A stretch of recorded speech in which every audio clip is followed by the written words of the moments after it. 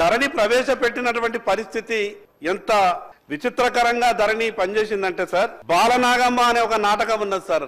మీరు కూడా గ్రామీణ ప్రాంతం నుంచి వచ్చిన వాళ్ళు కాబట్టి ఆ నాటకం చూసినరేమో అనుకుంటున్నా. దాంట్లో చిలకపానం అంతా కూడా మాయల పకీరు చేతులు ఉంటది. మాయల పకీరు ఏడున్నా కూడా చిలక ఎట్లా ఎప్పుతే అట్లా ఆడుతుంది. అందరికి అర్థం కాదు ఈ చిలకేంది, మాయల పకీరేమో కనిపిస్తలేడు కానీ చిలక మాత్రం మాయల పకీరు చెప్పినట్టే ఆడుతున్నదని అక్కడ చూసే వాళ్ళకందరికి అనిపిస్తుండే. ఈ ధరణి కూడా భూమి ఏమో ఆదిలాబాద్ ఉంటుండే, హైదరాబాద్ నుంచి అది ప్రొహిబిటెడ్ లో ఉండాలనా లేదా ఇంకో దాంట్లోకి పోవాలని ఇక్కడికి వెళ్ళే మొదలవుతుండే. ఇక్కడ ఉన్నటువంటి మాయల పకీర్ ఎట్లా ఆడిస్తే అట్లా ఆడింది ఆ ధరణి. కానీ అక్కడ ఉన్నటువంటి పట్టేదారు నా పట్టా భూమిది, నా తాత ముత్తాతల నుంచి వచ్చినటువంటి ఆస్తి, నేను దీన్ని అమ్ముకుంటా అంటే మాత్రం ఆ ధరణి ఒప్పుకోకపోతుండే. ఎప్పటిదాకానైతే మాయల పకీరు ఇషారా రాకపోతుందో, ఎక్కడ దాకానైతే మాయల పకీరు ఆ చిలకకు ఎప్పుడో అప్పటిదాకా రైతు తన పట్టాలు ఉన్నటువంటి సొంత భూమిని కూడా అమ్ముకోలేనటువంటి పరిస్థితిలో ధరణి ఉండే.